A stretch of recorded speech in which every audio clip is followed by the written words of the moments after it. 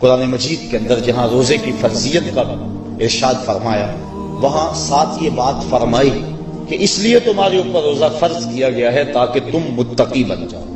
یہ مقصد روزہ ہے، اللہ یہ چاہتا ہے، ورنہ اس کو کیا ضرورت ہے کہ بندے کو بھوکا اور پیاسا رکھے؟ وہ تو چاہتا ہے کہ یہ برائیوں سے باز آ جائے۔ بلکہ بخاری شریف کی حدیث ہے، حضور علیہ السلام نے ارشاد فرمایا، من لم یدع قول الزور والعمل به فلیس للہ حاجۃ فی ان یدع طعامہ وشرابہ۔ جو شخص جھوٹ اور جھوٹے کام نہیں چھوڑتا، اللہ کو اس کے بھوکا اور پیاسا رہنے کی کوئی ضرورت نہیں ہے۔ اللہ نہیں چاہتا کہ وہ بھوک اور پیاس کی مشقت گوارا کرے، اس کا تو مقصود یہ ہے کہ اس کے دل کے اندر اس کی خشیت پیدا ہو جائے۔ اسی لیے اس نے روزہ ہمارے اوپر فرض کیا ہے، ورنہ وہ کیسے چاہتا ہے کہ میرا بندہ بھوکا رہے؟ ایک ماں نہیں چاہتی کہ میرا بیٹا بھوکا رہے، اور جو 70 ماؤں سے زیادہ پیار کرتا ہے اس نے کیسے چاہ لیا کہ میرا بندہ بھوکا رہے؟ ماں کے پیار کو دنیا کے کسی ترازو پہ نہیں تولا جا سکتا۔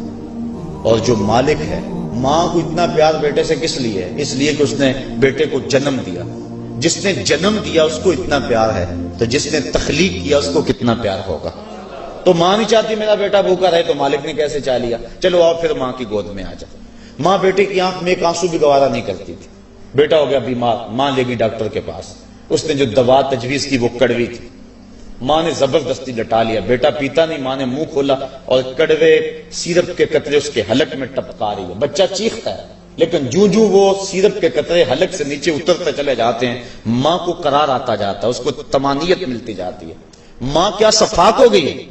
نہیں۔ اس کا پیار چھن گیا؟ نہیں۔ اس کی ممتا رخصت ہو گئی؟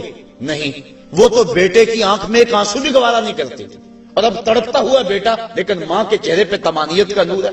اصل بات یہ ہے کہ ماں جانتی ہے، بیٹا نہیں جانتا۔ ماں جانتی ہے چند لمحوں کی تکلیف ہے، نتیجہ شفا کی صورت میں برآمد ہوگا۔ اس لیے ماں کی نظر اس تڑپنے پہ نہیں ہے، ماں کی نظر اس نتیجے پہ ہے۔ مالک جو 70 ماؤں سے زیادہ پیار کرتا ہے، وہ بھی نہیں چاہتا کہ میرا بندہ بھوکا اور پیاسا رہے، لیکن مالک کہتا ہے اس کے باوجود تو بھوکا اور پیاسا رہے گا، کیوں؟ لعلکم تتقون، میرے بندے تجھے تقوی کی بہاریں نصیب ہوں گی، تیرے من کو روشنی اور تیرے من کو اجالا نصیب ہو جائے گا۔ تو یہ تقوی نصیب ہوتا ہے روزے سے۔ چونکہ یہ بات ذہن میں رکھیں، ہمارے 2 دشمن ہیں جو ہمیں نیکی کے راستے سے روک رہے ہیں۔ بات لمبی ہو رہی ہے، اختصار کر رہا ہوں۔ ہمارے 2 دشمن ہیں جو ہر وقت ہمارے ساتھ لگے ہوئے، ایک شیطان اور دوسرا نفس۔ جو شیطان ہے وہ بڑا دشمن ہے یا نفس بڑا دشمن ہے؟ تو آپ اس بات پہ کچھ دلیل کی ضرورت نہیں، آپ سب کہہ رہے ہیں کہ نفس۔ اور سادی سی بات ہے کہ شیطان آدمی کو بہکاتا ہے، لیکن شیطان جب خود بہکا، اس نے انکار سجدہ کیا، اس وقت کوئی دوسرا شیطان تو تھا نہیں۔ تو شیطان کو شیطان بنانے والا نفس ہے، تو یہ نفس شیطان سے بھی بڑا دشمن ہے۔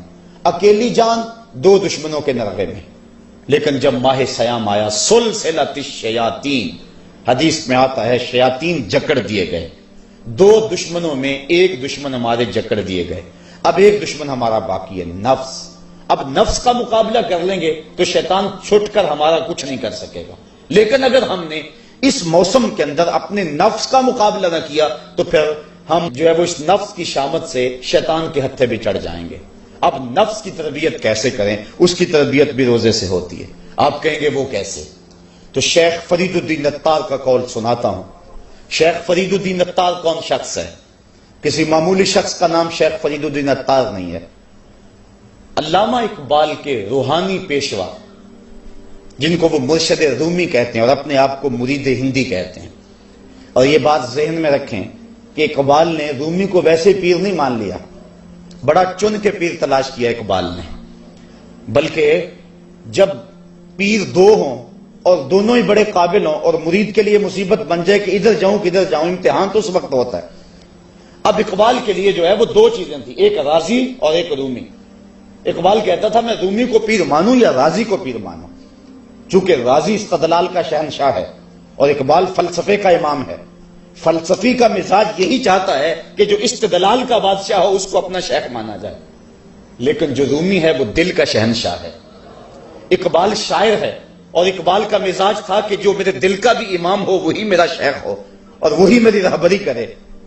تو اقبال جو ہے وہ الجھا رہا ہے اس معاملے میں، کیا کروں؟ وہ خود کہتا ہے اسی کشمکش میں گزری میری زندگی کی راتیں، کبھی سوز و ساز رومی، کبھی پیچ و تاب غازی۔